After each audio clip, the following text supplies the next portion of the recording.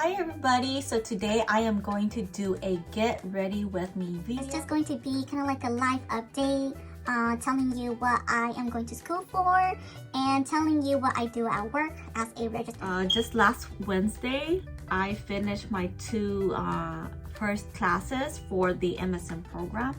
And if you didn't know already, I'm in the master's program for the family nurse practitioner. So FNP is a family nurse practitioner. And what it is you have to be a registered nurse for you to become a family nurse practitioner. And some of the duties of a family nurse practitioner is that they're able to do pretty much a lot of things that a doctor does. They do not make as much as a doctor, but they do have the capability of making as much depending on the department that they want to get into. But nurse practitioners, they are also known as APRNs or Advanced Practice Registered Nurses. They made it very clear that you have to be a registered nurse in order to be a nurse practitioner. And there's also many different kinds of APRNs. They can be a midwife, a CNS, or a clinical nurse specialist. Another thing about being an MP is that yes, you can open your own clinic, but again, you have to be right under a doctor's license. The FNPs, they only make about $150K a year. So a lot of people that I know that went into FNP, they still work as a registered nurse because they said they make more as a registered nurse. Because as nurses, we make roughly 80 to 120K per year depending on where you work or what specialty you're working in. If you work overtime as a registered nurse, you still make more than the MP.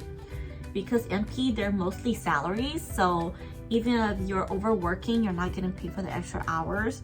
Where RNs, if they pick up extra shift, they get paid more, and they're not obligated to work extra hours.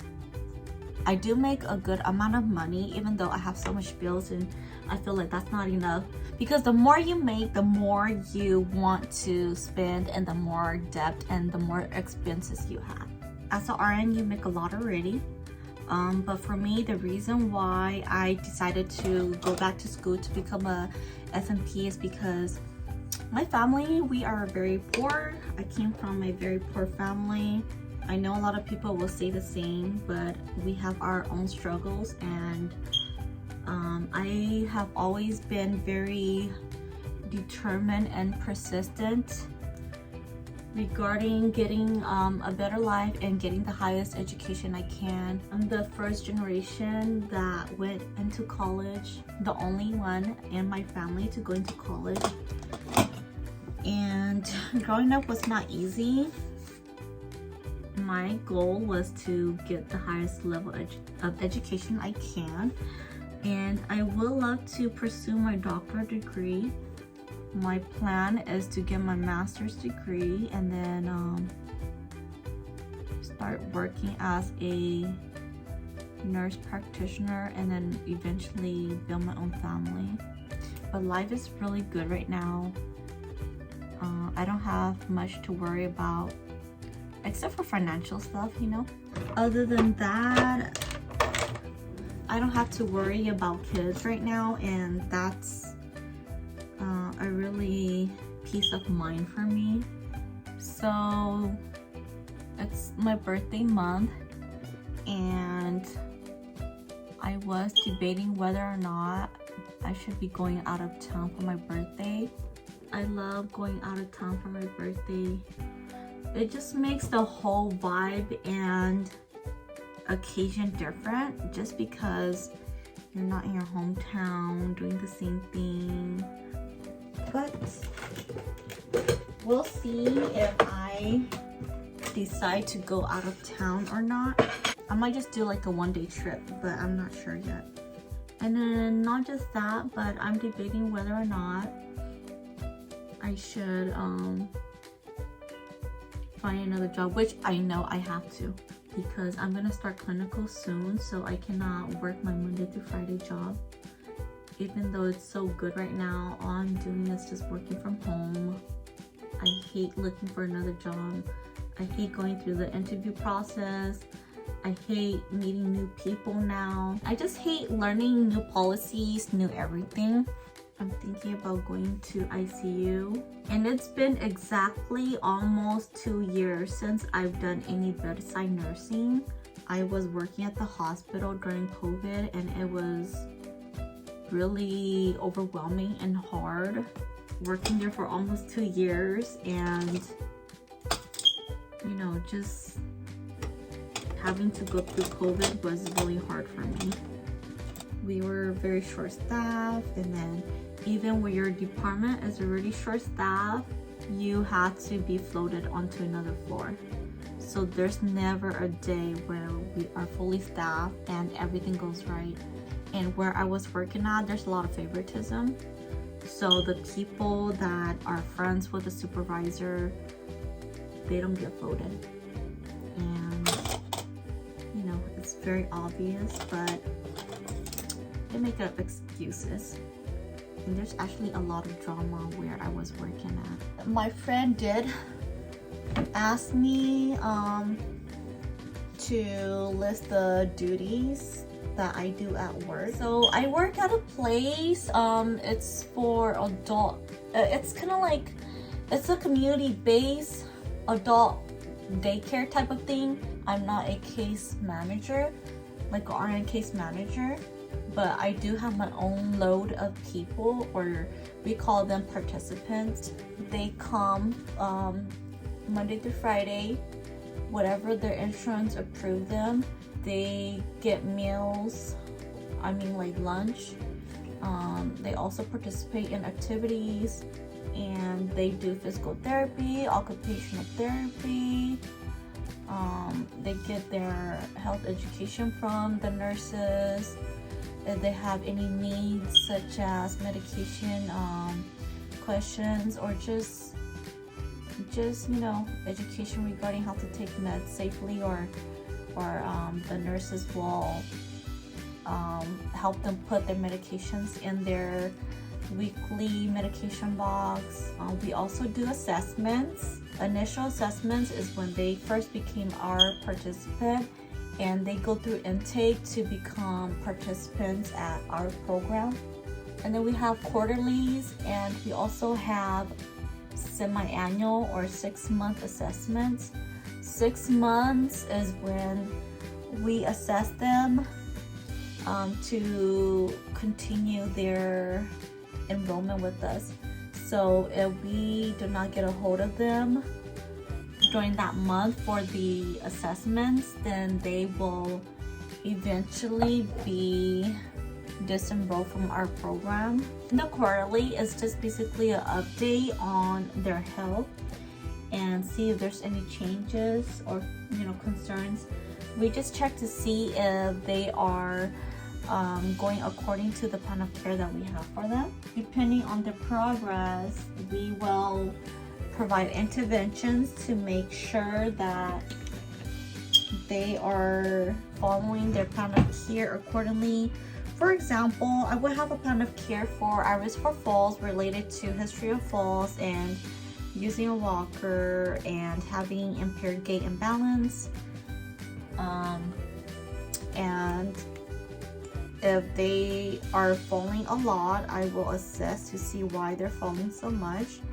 And if it's something that prompts me to collaborate with the doctor, I will. We do not have our own doctors for them. We do have a medical director. He's only overseeing the program, but he does not make any medical decisions for them. We still have to go through their primary doctor or provider. Because we are only the community-based nurse, it's not really our responsibility or duties to do everything for them, because we're limited on sources, and it's not within our policy to act like a bedside nurse. We just do the, education, assessments, interventions as needed, whatever that is within our policy. And we collaborate with social worker, the activities director, and the medical director during our weekly MDT meeting. And we don't call it IDT, we call it MDT for multidisciplinary team. And that's because we don't have all the, PT, OT in the meeting. It's just four of us that goes through their plan of care and then kind of like go through their, like how they're progressing. Right now I'm working at home or from home because of a little incident at my workplace. So it's been fairly easy. But other than that, that's what I do on a daily basis. And also when participants come in, depending on the doctor's orders, we do check their vitals and blood sugars accordingly. It may be from like it may range from once a week to 5 times a week. So that will be daily.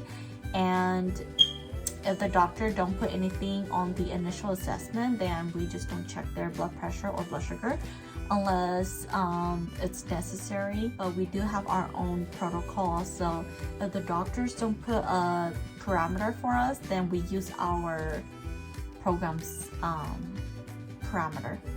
Again, my workplace is like a adult day center, so we don't have clinics. We are not like a skilled nursing where they stay over and they live there and stuff like that. It's only open from 12 to like 2 p.m. and Monday through Friday. And during those hours, we do have physical therapy, occupational therapy, and then we do have registered dietitians too, but they only come like a few times a month because they're not really obligated to be there. But for sure, the nurses have to be there in order for our program to be open. But it's fairly easy and it's not stressful at all. I've been telling my bosses that it's been the best job I've ever had in my life. Everyone there is, pretty okay to deal with. We all have our own personalities, but it's very doable. My bosses are very young, but they're very sweet, very understanding. They're basically everything you would want in a boss. Yeah, that pretty much sums up what I do at work and how my job is.